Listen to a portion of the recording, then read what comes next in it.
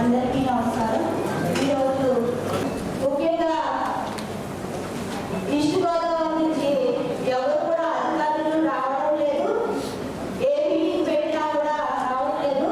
ఎక్కువ సమస్యలు వచ్చిన తర్వాత ఈ 10 ఏళ్ల కాలంలోనే మన చంద్రబాబు నాయుడు గారు ఎన్నో పనులు సంక్షేమం అభివృద్ధి వేగంగా ముందుకు చూసుకొని వెళ్తున్నారు. సంక్షేమం అయితే ఆయన ఇచ్చిన ప్రతి హామీ కూడా నెరవేరుస్తూ ఉన్నారు. పెన్షన్ 4,000 ఇస్తున్నారు. ఆయన చెప్పినట్టే కష్టాలకే ఇంటికే వెళ్ళి ప్రతి ఒక్కరికి కూడా 4,000 ఇవ్వడం జరుగుతుంది. వికలాంగులకి కూడా 6,000 ఇవ్వడం జరుగుతుంది. అంతేకాకుండా ఆయన ఎన్నో అభివృద్ధి కార్యక్రమాలు గతంలో కుంటుపడిపోయిన అన్న క్యాంటీన్లు కూడా ఈరోజు మొదలు పెట్టేటట్టు చేస్తున్నారు. చంద్రన్న బీమా కూడా మనకి ఇవ్వడం జరుగుతుంది. ప్రతి జిల్లాలో కూడా స్కిల్ డెవలప్మెంట్ పెట్టి నిరుద్యోగులకు ఈరోజు ప్రతి జిల్లాలో ఉద్యోగాలు ఇవ్వాలనే ఉద్దేశంతో ప్రతి దగ్గర కూడా చేస్తూ ఉన్నారు. అంతేకాకుండా మన పవన్ కళ్యాణ్ గారు కూడా ఎన్నో మంచి మంచి కార్యక్రమాలు చేస్తూ ఉన్నారు. ఈరోజు చూస్తున్నాం పంచాయతీలో గతంలో ₹1 కూడా లేని టైము, కానీ ఇప్పుడు ప్రతి పంచాయతీలో కూడా చక్కగా పనులు జరుగుతున్నాయి. ఆయన గ్రామ సభలు పెట్టారు. గతంలో అక్కడక్కడ జరిగేది, కానీ ఇప్పుడు ఒకేసారి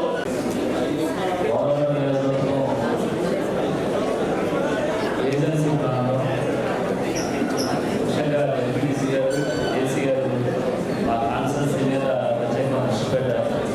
ఎందుకంటే ఇందాక శ్రీని గారు అన్నట్టుగా గత ప్రభుత్వాల్లో ఎక్కడ కూడా ఏ మండలానికి నిధులు కేటాయించినటువంటి దాఖలాలు లేవు.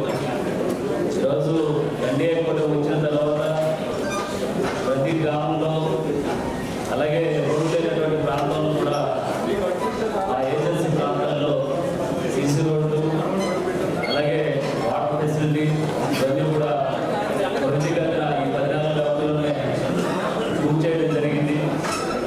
అలాగే మన ఎన్డీఏ కూటమి ప్రభుత్వం వచ్చిన తర్వాత ఆ కాన్సెన్స్కి సంబంధించి నిర్వాసితులకు కూడా పూర్తిగా న్యాయం జరిగింది. అలాగే హైవేలు కూడా త్వరితగతిన వర్క్ చేయడం జరుగుతుంది. అలాగే గత ప్రభుత్వాల్లో ఏదైతే జడ్పీటీసీలు అందరూ కూడా ఎంత అసంతృప్తితో ఉన్నారో మీ అందరికీ తెలుసు.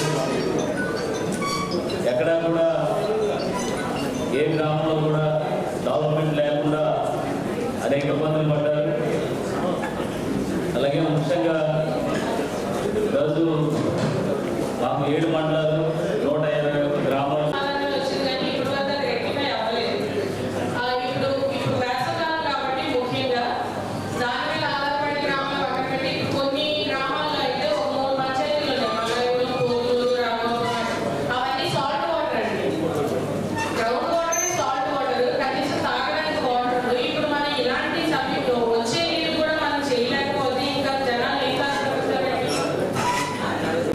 వాటర్ని కుదురుతున్నారు. దానికి కొంచెం చూసుకొని, అంటే కింద టైలెంట్ విలేజెస్కి వాటర్కి సమ్మర్ వాటర్ అవసరాలు ఉంటాయి, ఇంకా అవసరాలు ఉంటాయి కనుక దాన్ని తగ్గించి వారికి కావాల్సినటువంటి లెవెల్స్ పెట్టుకొని ఇస్తే అది అందరికీ కూడా ఉపయోగకరంగా ఉంటుంది. ఈరోజు ఇక్కడ కొన్ని చోట్ల హార్వెస్టింగ్ కూడా చేయలేకపోయిన పరిస్థితి ఉంటుంది దీనివల్ల.